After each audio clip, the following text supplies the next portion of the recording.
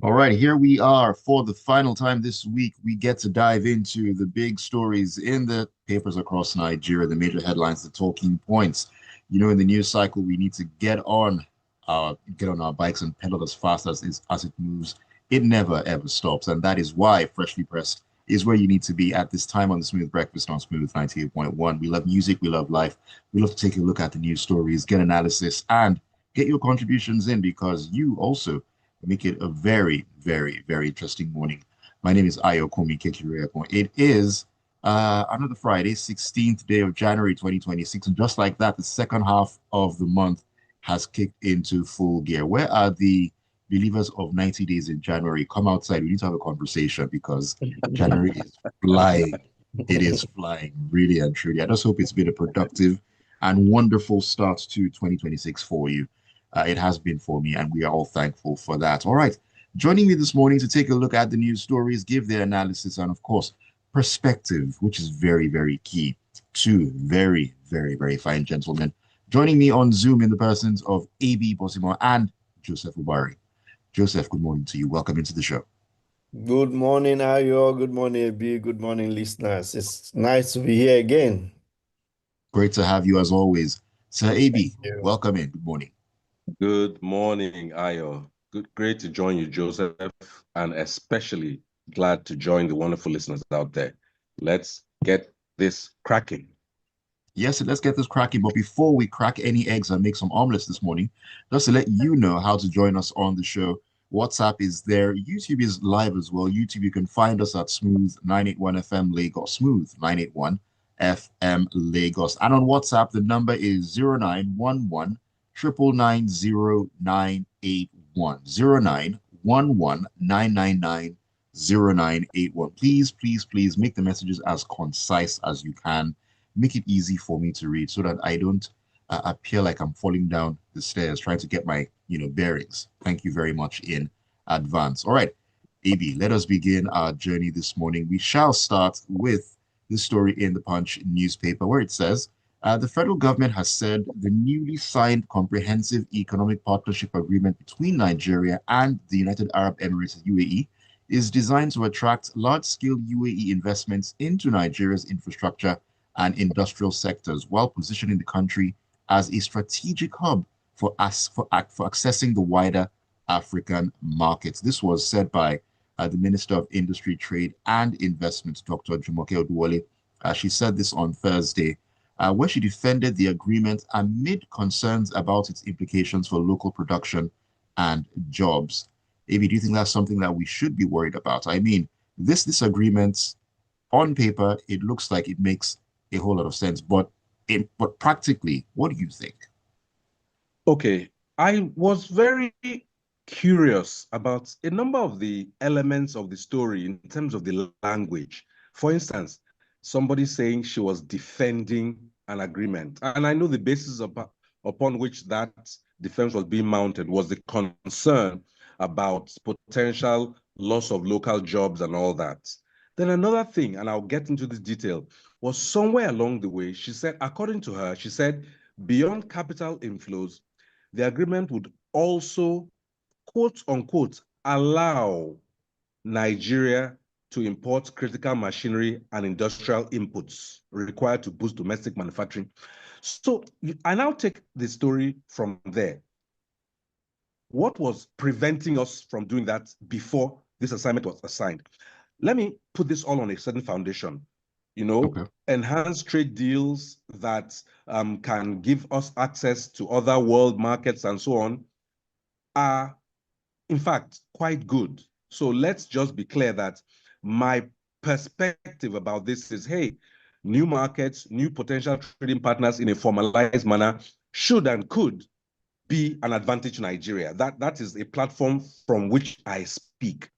But I'm very curious when you talk about it's not a one-sided agreement. We have opened our markets to the world's 10th largest trading partner. They too have opened their market to us with about 7,000 items, including oil seeds, oil seeds, oil seeds. You see, it's good to create these synergies, but the main fear people would have, including me, about loss of jobs, quote unquote, is what have we done on the domestic side to shore up those jobs? You want us to be a partner with somebody. Mm. Surely you want to come with something to the table. Is it, and they're talking about how we are going to even have the first blush of this agreement in Investopia in Lagos in the next month. Is it the same Lagos where they are dropping many areas from band A to band C?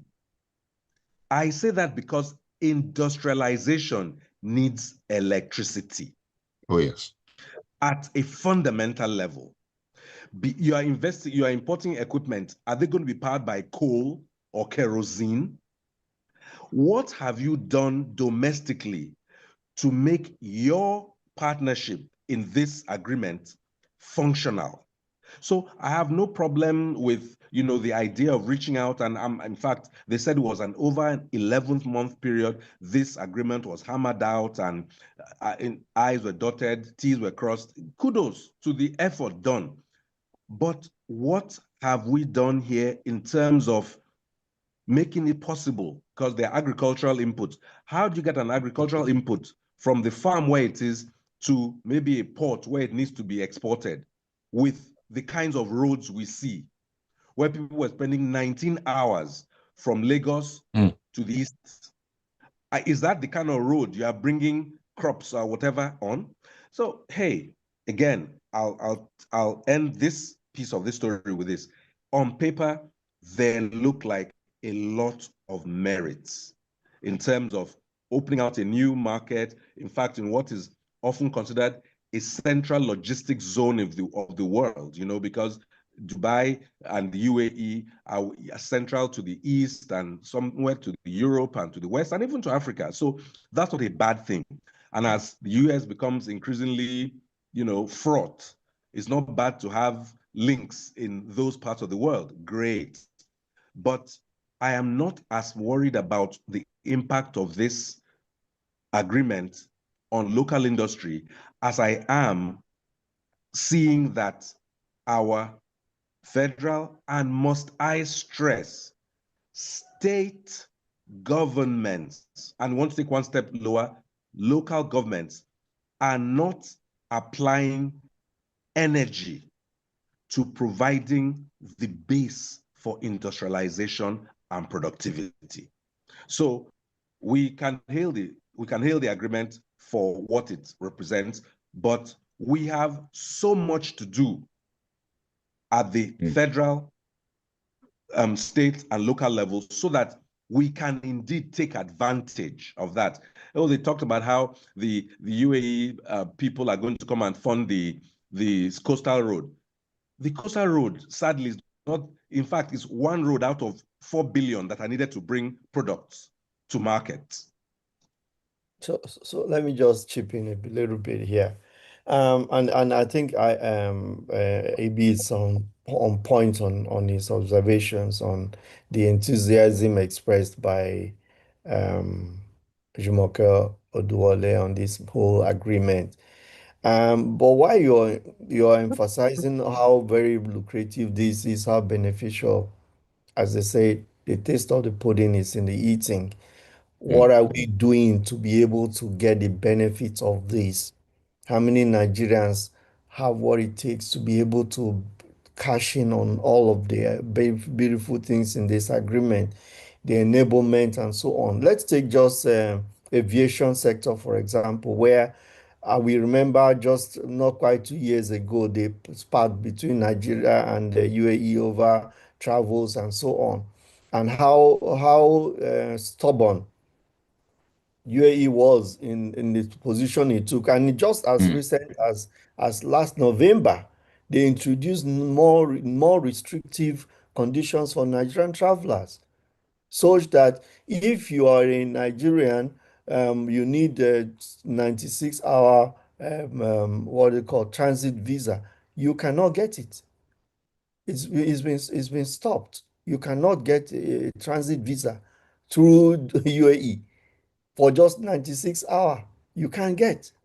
You cannot, there's a tourist visa applicant, you age between 18 and 45. you need a sponsor for you to Mm, apply. So, and now you're talking at 45, means a bracket between 35 and 45. You may have some young business people with Nigeria who need to do so. They will need a sponsor, somebody to write a sponsor, or they write exceptional justification why they should be given visa.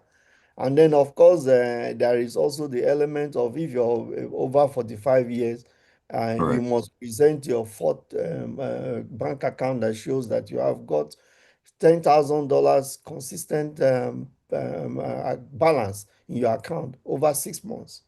So this all these kind of things, you're on one hand, you're saying it's beneficial to you, but of course, the same country has got restrictive travel conditions for your people, and you're not negotiating that. You're not even retaliating that, and you come up and start celebrating agreement. So at the end of the day, a Nigerian who's starting a new business, a young business or small business, will struggle to be able to even travel to UAE to do any business. So what have you achieved at the end of the day? But their own people can travel here on no condition at all. Mm. You know what they say, fingers are definitely not equal, and that is something that jumps out at me from what you just said, Joseph. Interesting times definitely are on the cards. And talking about interesting times, we need to talk about the US of A. We're stepping into the punch for this one. And it says that the United States of America plans to spend about 413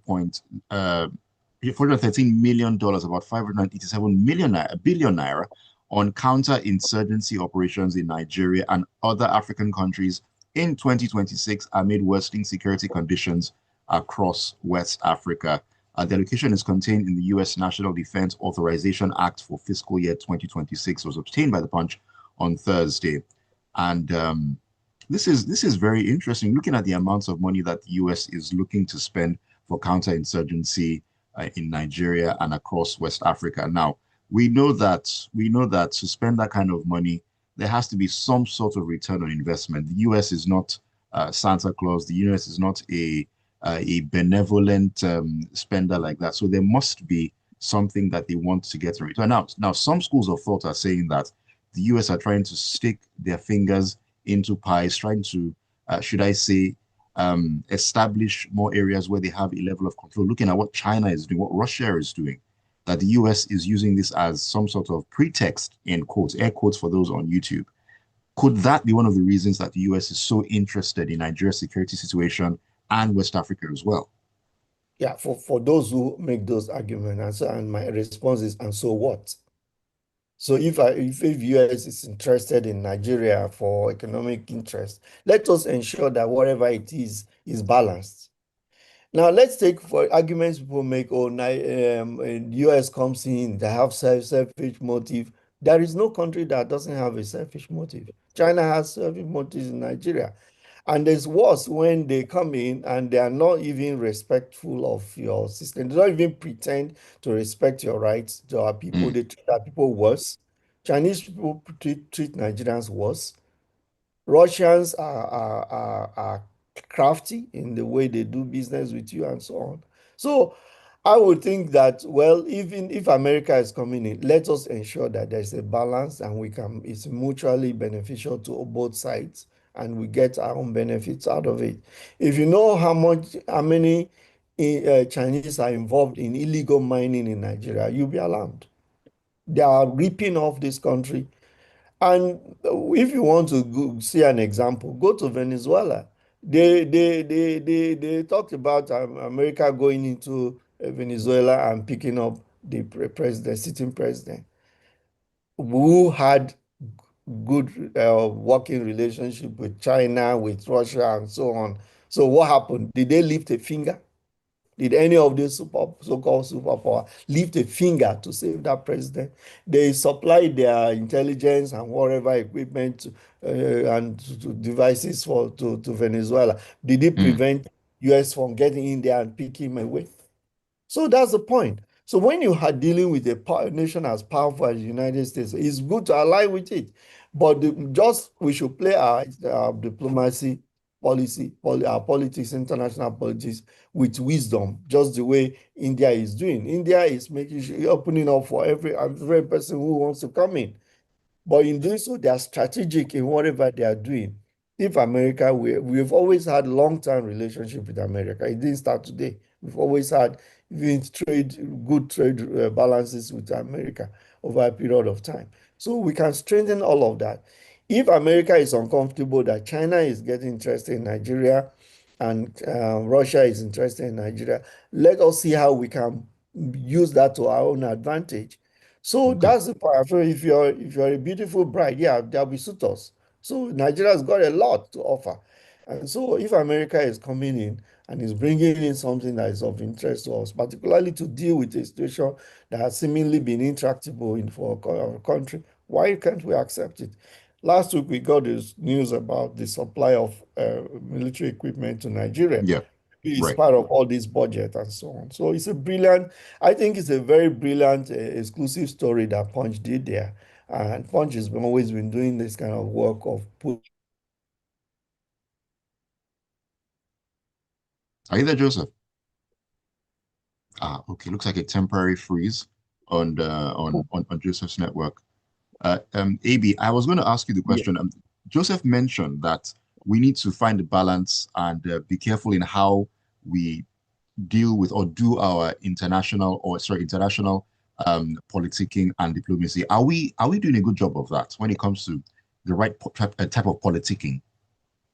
I'm sorry to say, I just feel the current administration quite ham-fisted. I don't see administrative noose. I just see a lot of slapdash, you know, efforts here and there. Let's try this, doesn't work. There does not seem to be an overall strategy that I can boldly point to. In this story, I was asking something, what are Nigeria's goals at any stage? You know, somebody has, what is the Nigerian dream? Surely it has to be more than owning an SUV and having a soundproof generator. That cannot be all a Nigerian of a certain age is aspiring towards, you know? And it connects to the earlier story. How does the Nigerian state support the very clear intellectual, educational, industrial aspirations of a large proportion of its populace? So now, in this story in question, we're talking about the US coming in on a security basis. We've had a security problem for longer than we ought to have had it. We just got a very bold example of what the Americans know and what they can do. We now decided to give away $9 million for people to be whispering on the corridors of Washington, saying, we're actually good boys, so don't look at us like that, because that's what lobbying basically is. And my question is, how do you even measure that effort for $750,000 a month? How do you measure that effort? Is it that next time that they strike, instead of using 18 tomahawks, they will use 12? Is that your measure? How do you measure the lobbying effort? But on the particular story, you cannot isolate yourself. You should not isolate yourself. Nigeria has lots of potential to be much better than it is in dealing with US, with China, with Benin next to us, Cameroon next to us, Niger above us, and the blooming Atlantic Ocean below us. What position do we take to advance the cause of Nigeria and Nigerians? If we cannot articulate that clearly, if it cannot be infused into the body politic, if as an average Nigerian, I don't know why my government is doing what, then those in government are very poor thinkers and even worse communicators. All right, Amy, thank you for sharing those thoughts. I'm going to stay with you right now as we jump into this story here. We did talk about something similar, more or less the same ministry a couple of days ago. Well, the Vanguard is what we're going to right now, and it's the Federal Ministry of Works who are in the news once again for the second time this week. Interesting. Well, they've proposed to spend over 500 million naira on training of hairdressers, makeup artists, supply of grinding machines, motorcycles, minivans, and anti-drug abuse sensitization advocacy in selected states of the Federation in 2026. Now, these details of the proposed expenditure are contained in the 2026 appropriation bill uploaded on the Budget Office website, which was accessed yesterday. AB, remember we talked about this earlier on in the week On and Monday. On Monday specifically, and why it seems so ludicrous that the Ministry of Works is getting their fingers in involved in all of this. Now, my question is, it's even beyond just the ministry. It's this whole culture of this whole culture of us doing all these on one hand trainings and sensitizations, and I think the word is empowerment. I mean, isn't there a better way to be able to use these funds? Now, yes, people need to be empowered, but why do we always have to empower them in this particular way? We don't need to empower them in this particular way. You know, you can give a man or a woman fish. If you don't teach them to fish, they will permanently be dependent on you. Now, are there ways that the Ministry of Works could actually get engaged in this sector? Let's take hairdressing. If the Ministry of Works provided some inputs into creating centers for where these trades are learned, I would think there was some kind of, justifiable involvement where you learn, hairdressing trades and makeup. If you created some kind of training centers, I would see where it is. But I don't know why you are trying to provide the training yourself as a Ministry of Works. If you are talking about minivans, if you are creating a place where minivans are assembled, spray painted, repaired, you are teaching mechanics, the place for it, that is what I would say the Ministry of Works has a role in doing. But to go and buy minivans, which every average, let's call it social media prankster has done. I've seen it on social media where somebody saw a guy who, his overseas minivan was like keke, call it, was bad. And he went to where they sell them. He paid the money and brought it and dashed the man. Why is the Ministry of Work behaving like a prankster? I'm sorry. I cannot, and then they said these things are being distributed across select location. What was the basis upon which those locations were indeed selected? 35 million here, 35 million there, 70 million. There's a magic about 35 million because 35, 35, 70, 70. What is actually happening? And grinding machines. If you are showing me a place where grinding machines are being assembled, being repaired, being fine, Ministry of Works, why are you carrying what, again, individuals can do to a Ministry of Works? Yes, you could say as a top line item, 500 million naira is relatively small. Relatively, I didn't say small, but relatively small compared to what the budget of a Ministry of Works in an infrastructure-starved nation like Nigeria should be. But it's just a pure example of when the purpose of a thing is not known or is deliberately ignored, abuse or obtuseness shall be made evident, because this doesn't stop being an obtuse initiative coming from the Ministry of Works. We have some social intervention ministries. If you wanted to put these kind of items, I could see them coming from the social intervention ministries. And I will still ask, what is the basis for these particular places being selected and these particular things being done? But from Ministry of Works, it is utterly, absolutely, and comprehensively preposterous. And I'm surprised that a professor of practice like Engineer David Umahi would sit atop this kind of rubbish.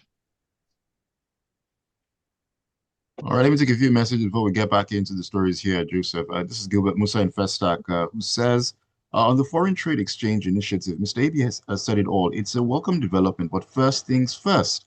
Have we addressed local legacy infrastructure deficits like unstable power and other lacking simple amenities? We need to fix the basics first. All right. This is Cisco Delgado, who says, good morning, all. The president is not ready to align Nigeria's economy in the right direction. And he sent me a link here. Okay, Cisco, I'll check that one later on. And he says, what's the essence of installing solar power plants in Aso Rock Village? Well, they need to have power to run the country, don't they? Let's get back in here, Joseph, and let's jump into this one here. It's in the Punch, and it has to do with the EFCC. Well, developments in this particular case here. A defense witness, named the official, um, on Thursday, told Special Forces, Special Offences Court in Ikeja that officials of the Economic and Financial Crimes Commission (EFCC) attempted to coerce his client Henry Omoyele into implicating former central bank governor Godwin Emefiele. Now, Ofiel, who represents Omoyele, the second defendant in the ongoing $4.5 billion and 2.8 million naira fraud trial of Emefiele, made the allegation while testifying in a trial within a trial ordered by Justice Rahman Ushodi to determine whether Omoyele's statement to the EFCC was given voluntarily. Interesting developments in this particular case, Joseph. What do we make of this one? Well, of course, it's a routine legal practice in criminal trial where the administrability of evidence is in question, especially when it comes to statements that has been made by an accused person or suspect to the a prosecuting authority. So, where the defense alleges that that statement made has been Mm. induced.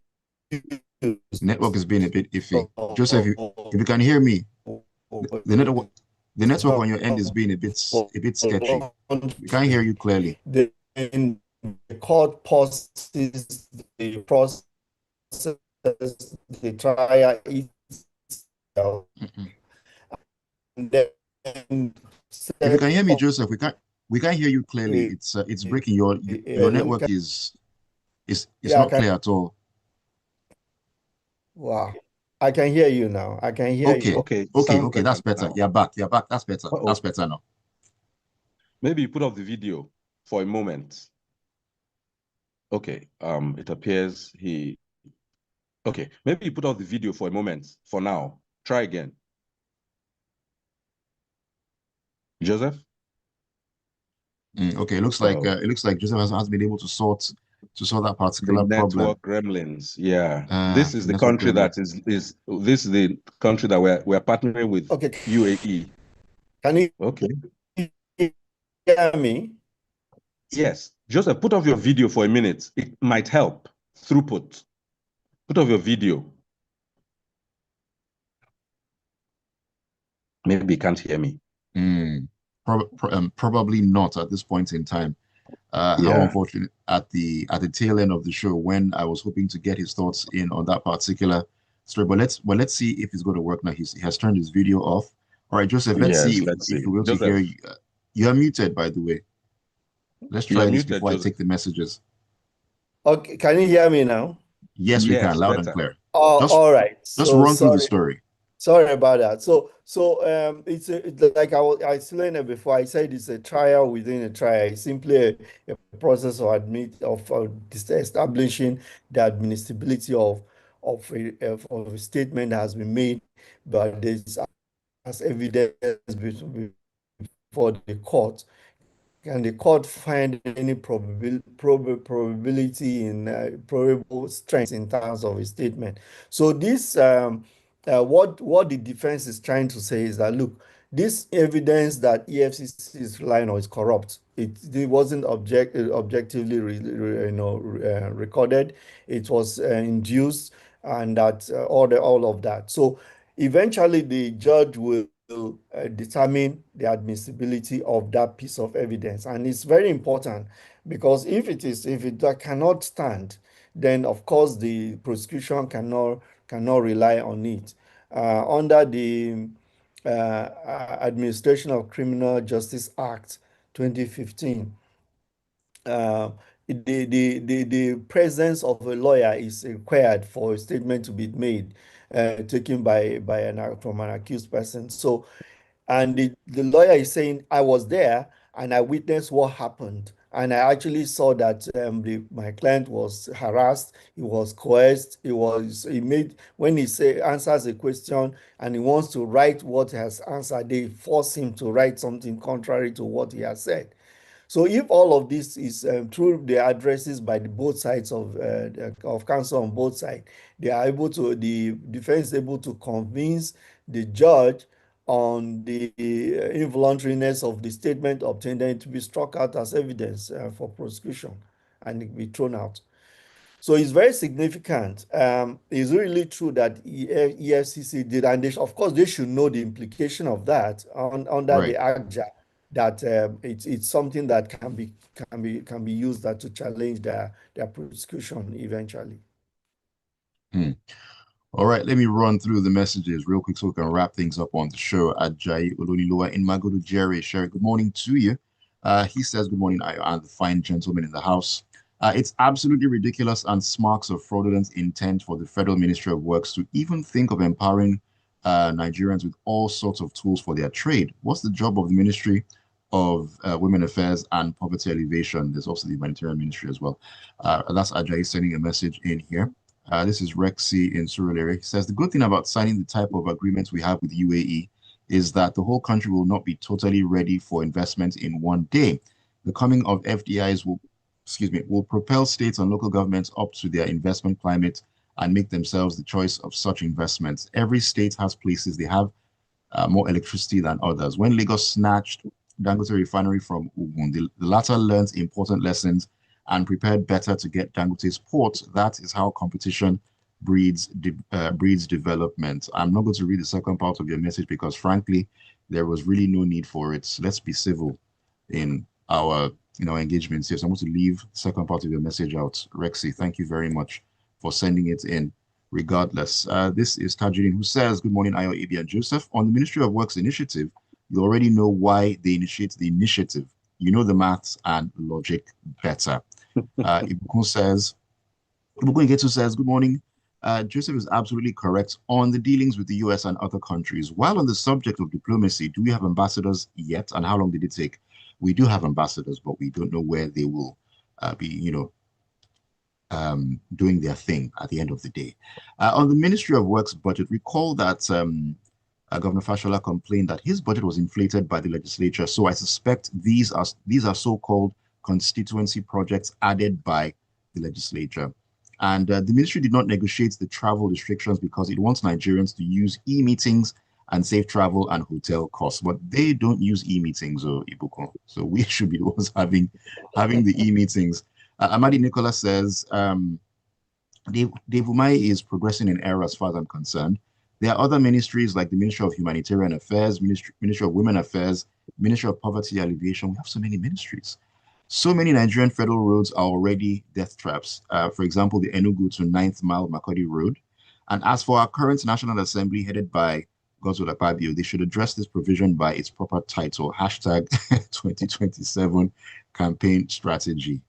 Interesting. Anyways, we really need to call it a morning on the show. Thank you all so much for all the engagements and keeping up with us on the show. We appreciate your messages, your thoughts always. AB, Joseph, it has been a pleasure as always. AB. Thank you, Ayo. Thank you, Joseph. And no thank you to your network gremlins. To the listeners, we always enjoy the back and forth. We must not agree, but I think we agreed that we want this country to move forward. It's important that we hold our leadership to account and question their motivation where necessary. Thank you all for always tuning in. I look forward to much more engagement with you over time. All right, Joseph, take us home. Yeah, sorry, gentlemen and listeners, for the glitches. It was beyond my control. But all the same, it was enjoyable, and I valued all the contributions that were made by our listeners. It's been a very smooth one for those of you who didn't have to go through this experience, I guess. But anyway, it was fun. Thanks so very much, and we look forward to another time. Yes, indeed. Thank you so very much. And for the final time, we've come to the end of Freshly Pressed for this week. It has been a pleasure, as always, talking to you about what's been going on in the news cycle. My name is Ayokunmi Kekiriakon. Don't go anywhere. 8:15. It is a look at the sporting stories in the locker room. Hey, after the Super Eagles defeat to Morocco in the semifinals of the AFCON, we'll take a look at that and so much more to come this weekend in the world of sports. Don't go anywhere.